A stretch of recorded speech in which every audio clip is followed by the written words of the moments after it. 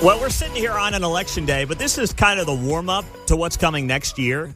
I mean, it is going to be a fascinating time, especially on the Kansas side of the state line, and it might get a heck of a lot more interesting if this happens.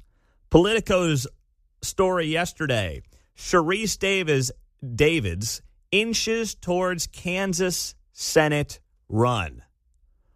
Woo, baby. That would be a Roger Marshall, Sharice Davids showdown. That would make that Barbara Bollier race against Roger Marshall look like child's play. This would be the real deal.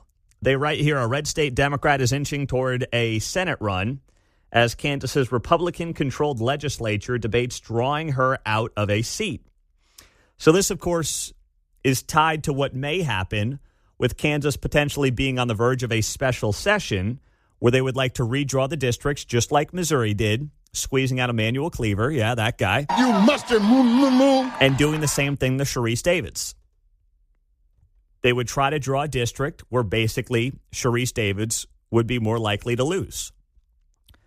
Now, they tried to do this a couple of years ago, and she's only grown her margin of victory, amazingly. But this would be obviously gerrymandering. We know the game. Both states doing it, and now Republican states are basically responding to what has been gerrymandering by blue states for a long time. Make of that what you will. That's not really the point right now. The point right now is that if Sharice Davids gets drawn out of her current district, she may launch a statewide Senate campaign. And before you say, well, Trump won the state by double digits, it's going to be fine for Roger Marshall, I do believe that Roger Marshall will be a favorite. But if there's one person that he does not want to face, it would be either Laura Kelly, who I just think is too old. She's 75. Now, in Senate years, she's actually a spring chicken. But I actually believe that Laura Kelly is going to be like, at 75, I'm not looking to do this. All right? I'm not going to run for Senate. But if not Laura Kelly, who's obviously run statewide twice and won, Sharice Davids. And if she could channel the Johnson County voter who is like, I'm getting screwed. You drew her out of my district. I am sprinting to the polls on behalf of Sharice Davids. And she kind of has that chip on her shoulder, and she makes this a big part of her campaign. She can absolutely at least make it interesting. She will have a lot of money to spend. She will spend it like crazy. She has built a brand that I don't think is accurate, but she's built the brand as kind of like, I'm a moderate, I ride the fence, I'm on both sides. I just want to see people work together. The Senate's gotten too Trumpy. Like, I can already see her pitch. Now, there might be 17 jump cuts in a 60-second video, but I can see the thing playing out right now in real time. So I'm not going to discount this. I'm not. And if I'm Roger Marshall, I would take the threat of Sharice Davids to be a fairly serious one, as serious a one as there's going to be as an opponent in Kansas. And the article goes on the note here from Politico. Sharice Davids met with Adam Schiff last week. I'm sorry, but I tried to say it with a straight face. I prepared all morning to read that line, and I couldn't get it out in one piece. Sharice Davids met with Pencil Neck last week to talk through the logistics of a Senate campaign and garner advice from a lawmaker who's transitioned from the lower chamber to the upper chamber, according to one person with knowledge of the conversation. Schiff is a vice chair for the Democratic Senatorial Campaign Committee for the 2026 cycle. Well, that is the first mistake of Sharice Davids' potential Senate campaign, and that would be meeting with Adam Schiff as one of your first meetings. Oh, jeez. Oh, my goodness.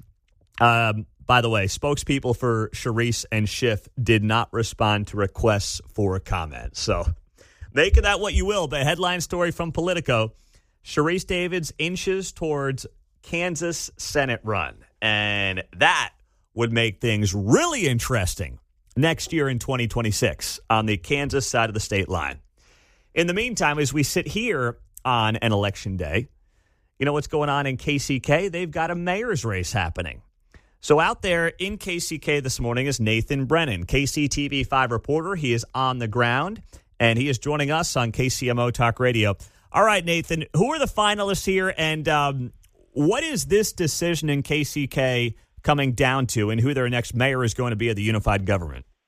Well, good morning, Pete. Always great to hear from you. We are in KCK here this morning following this mayoral race pretty closely. So it's now between Rose Mulvaney Henry and Crystal Watson, both very familiar with Wyandotte County and KCK. Both have been very involved in the county and in KCK here for quite a while. So those are going to be the two ladies that you will see on your ballot. And I think when we talk about the importance of this election, Pete, this is something that was mentioned this morning from our morning anchor, Bill Hurlbrink, and something that's probably on a lot of people's minds in KCK. There hasn't been a two-term mayor in Wyandotte County, KCK, in the unified government in over a decade. The last three mayors in the unified government have all been one and done, served one term, and they've been finished. So probably consistency, maybe some type of stability is probably on your mind if you're in KCK. So definitely keep that in mind, and I'll go ahead and just do a quick plug. If you don't know too much about these two candidates, head to our website, KCTV5 News app. We've interviewed both of them several times and have all of that outlined for you before you head out to the polls. So these are obviously, they're both Democrats. So, what is the difference in terms of how they're trying to define their campaign as you look at these two candidates in KCK and how they're differentiating themselves from each other? Well, I think the big part is property taxes, right? I mean, it doesn't matter if you're on the Kansas side of the state line, if you're on the Missouri side of the state line, property taxes is going to be at the top of your mind. And it's really how they're planning on handling those property taxes and kind of what their plan is moving forward. I know that Crystal Watson has spoken quite a bit about having those conversations with city council, working with some of people within the city council as well. Mulvaney Henry, a little bit of a different approach because she's actually a corporate lawyer, so she maybe brings in a different perspective on that end. But again, this is just really highlighting the importance of this election in particular, especially with the unified government, as we've talked about numerous times, Pete, just some of the issues that we've seen within the UG over the last several decades. So definitely some consistency and stability is what a lot of people are looking for. All right. Nathan Brennan, KCTV5. And I know it's early. Polls opened up at, 6 o'clock on the Kansas side? 7 o'clock on the Kansas That's side. Right. Missouri side opened at 6 o'clock. That's right. Okay, so it's only, 15 minutes in. Can you get a sense? I mean, are people racing to the polls there in KCK, or has it been a trickle so far? It's been a trickle so far. Again, it's still early, but I did speak with one of the volunteers here at this polling location, and she said that the early voting numbers were pretty good. So there was definitely interest in this election. Of course, when you talk about a mayor, it's one of the most important positions any local government. So, if you have strong opinions one way or the other, even if not, if you live in KCK, Wyandotte County, make sure to head out to the polls because we talk about it all the time. These local elections, just as important, if not more so, especially if you're living in some of these local communities and some of the decisions that are made, the impact will be a direct impact on your family. So make sure that you're heading out to the polls on both sides of the state line. That's exactly right. Well said there. Nice job. Nathan Brennan, KCTV5.